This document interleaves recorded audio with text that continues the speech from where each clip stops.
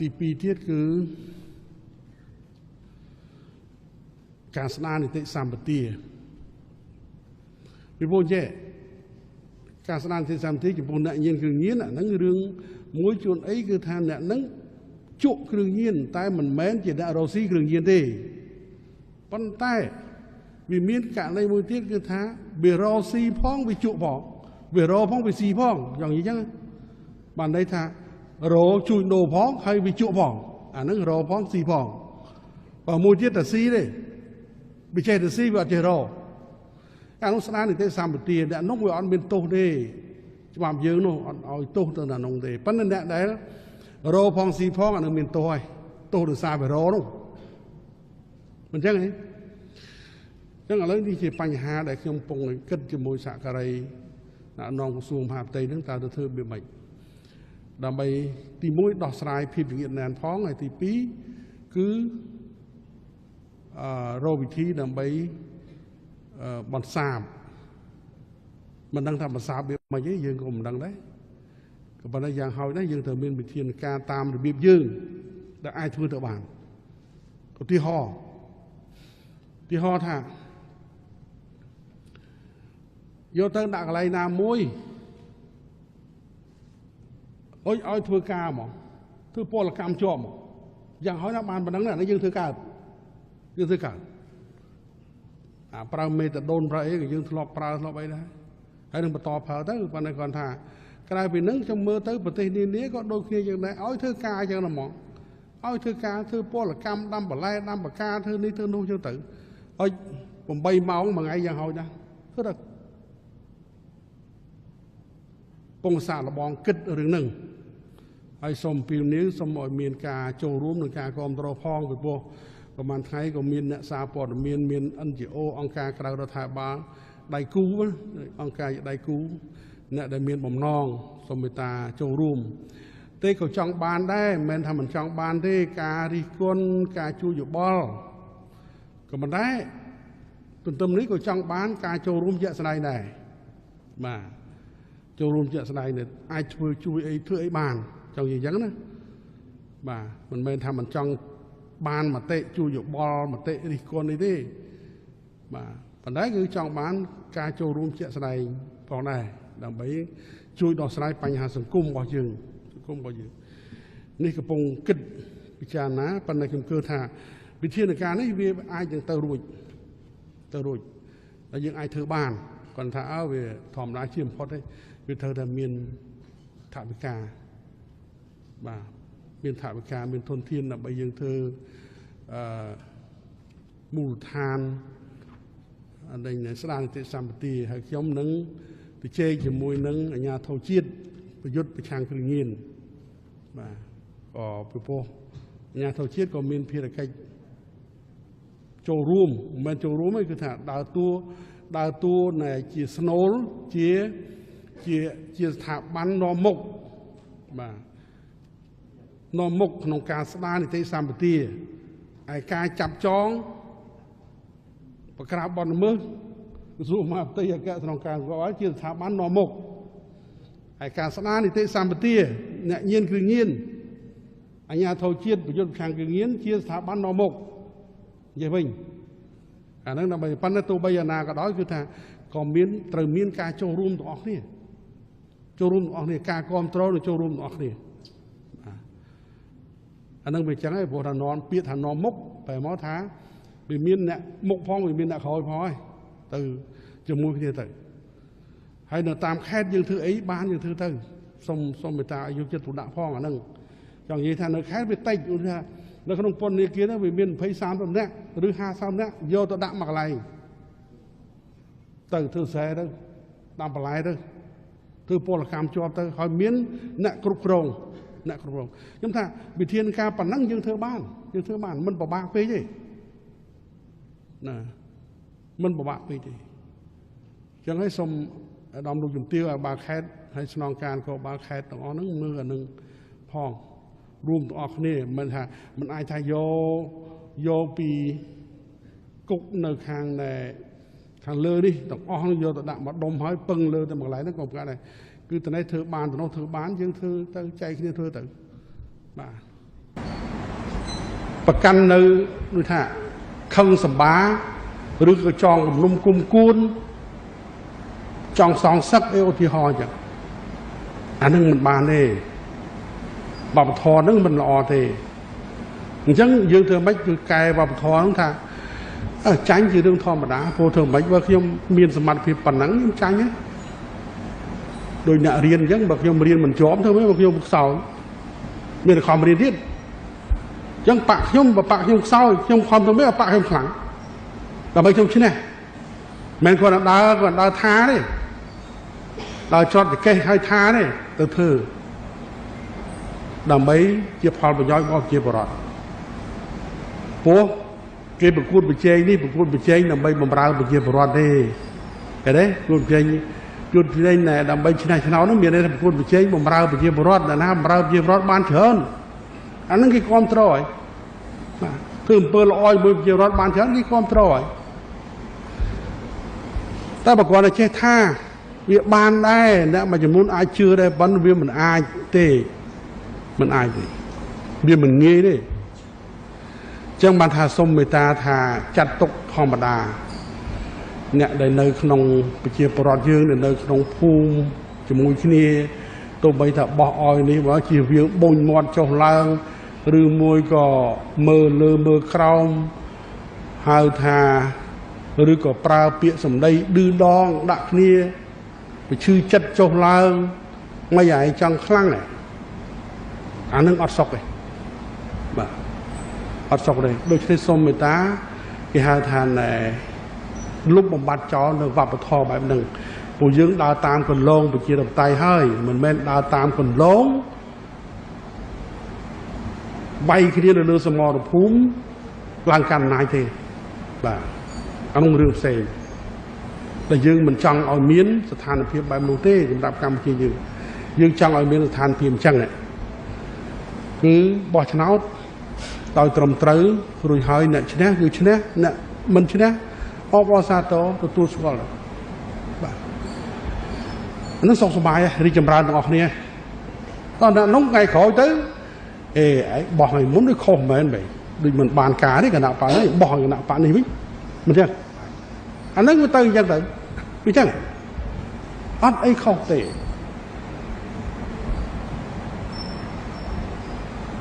អានេះមុខសញ្ញាទី1មុខសញ្ញាទី2ដែលខ្ញុំចង់និយាយគឺតួអង្គអ្នកធ្វើផ្ទាល់ហើយគឺក្រុមប្រឹក្សាដែលជាប់ឆ្នោតឃើញទេខ្ញុំមិននិយាយទេមិននិយាយគណៈបកដែលអត់បានឈ្នះទេបើនិយាយគណៈបកដែលមានអាសនៈនៅក្នុងក្រុមប្រឹក្សាតែកន្លែងខ្លះអូម៉ាថា9អញ្ចឹង7-2ឬក៏7អញ្ចឹងទេ5-1 7-2ឬក៏5-6-1អញ្ចឹងទោះបីយ៉ាងណាក៏ដោយយើងបានចូលក្នុងប្រអប់ជាមួយគ្នាហើយចង់និយាយថាចូលក្នុងប្រអប់ជាមួយគ្នាហើយពីមុនវានៅក្រៅប្រអប់ឥឡូវគេចាប់បញ្ចូលហើយប្រជាពលរដ្ឋគាត់ចាប់បញ្ចូលនៅក្នុងប្រអប់តែមួយបើចឹងនាំគ្នាធ្វើការទៅហើយធម្មតាធ្វើការហ្នឹងគឺថាភាគតិចទៅគ្រប់ភាគច្រើនម្នាក់យកកម្មវិធីនយោបាយរបស់គណៈបកខ្លួនយកទៅដាក់លើតុឯងប៉ុន្តែបើភាគច្រើនខាងណាគេសម្រេចថាម៉េចអាហ្នឹងភាគតិចហ្នឹងក៏ទៅគ្រប់តាមនោះមិនមែនថាទេខ្ញុំអត់គ្រប់ទេព្រោះអាហ្នឹងនយោបាយរបស់តែឯងមិនមែនទេច្បាប់និយាយពីច្បាប់គោលការណ៍ច្បាប់គឺអញ្ចឹងទៅជ័យគ្នាវាយនៅក្នុងសភាចេះមិនចេះទៅប៉ុន្តែពេលបោះឆ្នោតអនុម័តច្បាប់នឹងហើយអ្នកឯងគ្មានហេតុផលថាទេខ្ញុំមានបានឯកភាពដែរច្បាប់នឹងខ្ញុំបានអនុវត្តទេនិយាយអញ្ចឹងអត់ត្រូវទេគោលការណ៍ច្បាប់គេមិននិយាយអញ្ចឹងទេមិនថាពាក្យច្បាប់យើងដឹងទាំងអស់គ្នាថាច្បាប់នោះគឺចាប់បខំអនុវត្តអញ្ចឹងទៅជែកទៅគេទុកអត់ទៅជែកភាសាគ្នាបែកអូហូចស្ទឹងអញ្ចឹងទៅប៉ុន្តែពេលអនុម័តបានលើសទៅមកសម្លេងនឹងអូម៉ា100នាក់អញ្ចឹង51និង41អ្នក51ហ្នឹងគឺឈ្នះដូច្នេះអ្នក41ដែរត្រូវគោរពមកអញ្ចឹងអាហ្នឹងដូចគ្នាអញ្ចឹង ហើយនេះមិនមែនត្រឹមប៉ុណ្ណឹងផងខ្ញុំតាមដែលមើលលក្ខណៈទៅគឺថា11 2 11 4ដូចនៅអូចា11ដូច7 4 7 4បាទ7 4អានឹងគឺអញ្ចឹងហើយទៅតែគោរពអញ្ចឹងមិនថាខ្ញុំអត់ឯកភាពទេអានឹងយោបាយរបស់គណៈបកមួយនោះតើអនុម័តបីអនុម័តទៅខ្ញុំអត់ថ្លែងខ្ញុំមិនគោរពមិនមែនអញ្ចឹងទេតែគណៈអនុម័តឲ្យទៅអញ្ចឹងហើយទៅហើយទៅច្បាប់ហើយអ្នកឯងមិនអនុវត្តខុសបើអញ្ចឹងមិនការគ្រប់គ្រងប្រទេសមិនកើតគ្រប់គ្រងប្រទេសវាត្រូវស្ថិតលើច្បាប់តែមួយអត់អាចច្បាប់ពីរ3ណាមកក្នុងពេលតែមួយទេនេះហើយជាបញ្ហាដែលខ្ញុំសូមផ្ញើសារទៅទាំងមេឃុំទៅទប់ទី1ទី2ហើយណែក្រុមប្រឹក្សាមកជាក្រុមប្រឹក្សាទោះបីមកពីណាក៏ដោយហ្នឹងហើយមកពីណាក៏ដោយពេលដែលយើងចូលក្នុងប្រអប់តែមួយហើយយើងធ្វើការជាមួយគ្នាទៅដើម្បីផលប្រយោជន៍នឹងប្រជាពលរដ្ឋគាត់មានសិទ្ធិដើម្បីនឹងតតាំងជាមួយគេថាទេអានេះរឿងចែនោះរឿងចោះគួរតែធ្វើចែគួរគាត់មានសិទ្ធិតែពេលសម្រេចចុងក្រោយមតិភាគច្រើនឈ្នះគាត់ត្រូវគោរពតាមនោះបាទអានឹងអញ្ចឹងប៉ុន្តែគឺមិនមែនជាការវាយដំច្រំធាក់នេះទេគឺការទៅជែកភាសាគ្នាតាមគោលការណ៍ច្បាប់ប្រជាធិបតេយ្យអញ្ចឹងចឹងហើយបានថាការបោះឆ្នោតមូលដ្ឋាននេះវាមានសារៈសំខាន់អញ្ចឹងសំខាន់ណាស់ហើយទន្ទឹមនេះក៏សូមឲ្យជំនួយការឃុំសង្កាត់គឺស្មានឃុំសង្កាត់នេះសូមបន្តខិតខំប្រឹងប្រែងអរគុណណាស់កោតសរកិច្ចខិតខំប្រឹងប្រែងកន្លងទៅនេះព្រោះស្មានឃុំសង្កាត់ហ្នឹងក៏ហត់នឿយច្រើនការងារច្រើនប៉ុន្តែទោះបីយ៉ាងណាក៏ដោយគឺបេសកកម្មរបស់យើងពិតជាមានសារៈសំខាន់ដោយសារថាភ្ជាប់ជាមួយនឹងសកម្មភាពជីវភាពរស់នៅប្រជាពលរដ្ឋប្រចាំថ្ងៃអញ្ចឹងទៅខិតខំបន្តទៀតសូមអរគុណចំពោះកិច្ចខិតខំប្រឹងប្រែងទាំងអស់អញ្ចឹងសរុបមកវិញការបោះឆ្នោតរបស់យើងនេះគឺវាល្អអត់ខ្ចោះល្អនេះល្អគឺថារកការបោះឆ្នោតណាដែលល្អជាងនឹងវាអត់បានមែនតើអំពើហិង្សាឬថាឃាតកម្មនយោបាយហ្នឹងវាក្នុងបើខ្ញុំមិនច្រឡំទេយ៉ាងតិចណាក៏2 3ដងហើយហ្នឹងហើយទាំងការបោះឆ្នោតជាតិបោះឆ្នោតឃុំបូកជោគគ្នាទៅយ៉ាងតិចក៏3ដងដែរដែលគ្មានមនុស្សស្លាប់ម្នាក់ទេអត់មានសោះអញ្ចឹងវាមិនដឹងថាបោះឆ្នោតដល់ម៉េចទៅទៀតខ្ញុំក៏ជាតួអង្គមួយដែរដើម្បីចូលរួមក្នុងការរក្សាសន្តិសុខសណ្ដាប់ធ្នាប់ម្យ៉ាងគឺរកស្លឹកឆ្នោតសម្រាប់គណៈបកខ្លួនដែរប៉ុន្តែម្យ៉ាងទៀតក៏មានទូនីតិដើម្បីនឹងធានាសន្តិសុខសម្រាប់ការបោះឆ្នោតនិងធានាបញ្ហាផ្សេងទៀតនៅក្នុងគណៈបកដូចជាច្បាប់ទម្លាប់អីចឹងប៉ុន្តែគឺវាគេចង់និយាយថាយើងវាអស់សមត្ថភាពនឹងធ្វើឲ្យវាល្អជាងនឹងហើយនឹងពេលនឿដល់មន្ត្រីរបស់យើងនៅមូលដ្ឋាននេះពិសេសលោកមេឃុំមេភូមិស្មានបោះប៉ូលីសណែប្រមាណតួអង្គនេះគឺសំខាន់ណាស់សំខាន់តលមែនតើបាទបើថាតួអង្គទាំងប្រមាណហ្នឹងគឺថាមិននាំគ្នាធ្វើឲ្យល្អទេវិជាអធិពលទៅដល់រដ្ឋាភិបាលហ្នឹងមិនកើតទេគាត់ធ្វើអត្តសញ្ញាណបានផងអានេះទៅជេរដល់សម្ដេចនាយកជេរដល់អ្នកដឹកនាំផ្សេងទៀតរដ្ឋមន្ត្រីមហាផ្ទៃឧទាហរណ៍អញ្ចឹងប៉ុន្តែពីពិតស្មានឃុំសោះដែលធ្វើមិនល្អមេភូមិមួយសោះដែលធ្វើមិនល្អមេឃុំមួយសោះដែលធ្វើមិនល្អឬក៏ប៉ុស្តិ៍ប៉ូលីសមួយសោះដែលធ្វើមិនល្អនេះបញ្ហាដែលយើងចង់អញ្ចឹងហើយគឺថាសូមពីវនីវម្យ៉ាងគឺបងប្អូនប្រជាពលរដ្ឋក៏សូមលោកគាំទ្របាទដល់សកម្មភាពទាំងឡាយដែលត្រឹមត្រូវរបស់អ្នកដឹកនាំផ្ទាល់គេថាអ្នកដែលផ្ដល់សេវាផ្ទាល់នៅមូលដ្ឋានលើកទឹកចិត្តហើយទី2ក៏អំពាវនាវដល់តួអង្គទាំងប្រមាណហ្នឹងប្រធានឃុំក្រុមប្រឹក្សាឃុំជាពិសេសប្រធាននៃជំទប់ណែប្រធានឃុំហើយជំទប់ស្មានឃុំស្មានហ្នឹងសំខាន់ណាស់ ស្មានវិជាមន្ត្រីរដ្ឋបាលមុខងារសាធារណៈមិនមែនជាមន្ត្រីបោះឆ្នោតទេប្រៀបដូចជាតំណាងឲ្យរដ្ឋាភិបាលមកនៅធ្វើការនឹងឃុំអញ្ចឹងបាទប៉ុន្តែយើងបានបកគលសិទ្ធិមកឲ្យខេត្តមកឲ្យស្រុកដើម្បីនឹងពិនិត្យវិតម្លៃហើយស្នើឡើងតែងតាំងនឹងដោះដូរស្មានឃុំនេះបាទអញ្ចឹងគឺថាសូមពីនាងដល់ពួកគាត់ហ្នឹងហើយខិតខំធ្វើម៉េចឲ្យល្អហើយរដ្ឋាភិបាលនឹងយកចិត្តទុកដាក់ដើម្បីនឹងលើកទឹកចិត្តតាមលទ្ធភាពតាមមធ្យោបាយគ្រប់បែបយ៉ាងដល់មេភូមិនេះអនុប្រធានភូមិនេះមេឃុំចន្ទប់ស្មានប៉ុស្តិ៍នគរបាលប៉ុស្តិ៍នគរបាលក៏សំខាន់ដែរក៏បានយើងខ្ញុំកំពុងតែរៀបចំដើម្បីធ្វើការកែតម្រង់បន្តទៀតនៅកងកម្លាំងនគរបាលជាតិមានរឿងច្រើនណាស់ពីមុនយើងបានកែតម្រង់ក៏ច្រើនដែរហើយដូចខ្ញុំធ្លាប់បាននិយាយថាប៉ូលីសយើងវាមិនដែលមានទេលើសកលលោកប៉ូលីសអត់ចេះអក្សរនោះតែខ្មែរយើងវាមានធ្វើម៉េចហើយវាមានដោយសារអីវាដោយសង្គ្រាមសម័យសង្គ្រាមពីណាទៅរកប៉ូលីសឯណាទៅរៀនបាក់ដប់ឬក៏រៀនជាប់ឌីប្លូពីណាមកធ្វើប៉ូលីសឲ្យតែចេះកាយកាយកំភ្លើងយកទៅហើយយកទៅច្បាំងសិនមិនយកមកធ្វើប៉ូលីសណាដល់ពេលចប់ច្បាំងហើយមកអីមកធ្វើប៉ូលីសវិញតើធ្វើប៉ូលីសអត់ចេះអក្សរធ្វើមិនកើតប្រជាជនមកប្តឹង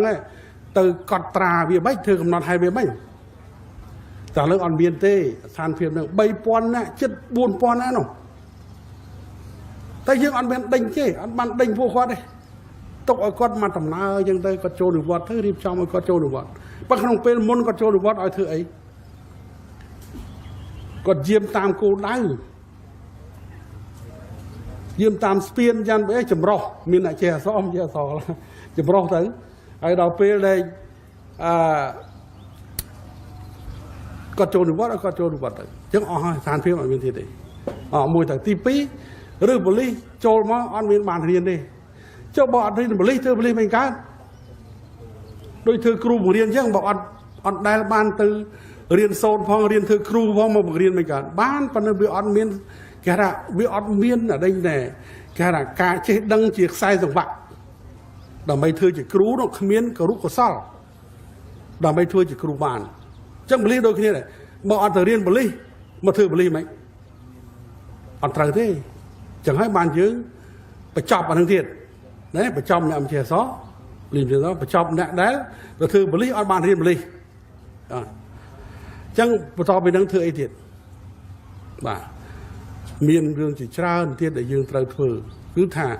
ធ្វើម៉េចឲ្យប៉ូលីសយើងប្រកបមុខវិជ្ជាដែលបំពេញភារកិច្ចប្រកបដោយវិជ្ជាជីវៈស្មោះត្រង់នឹងវិជ្ជាជីវៈ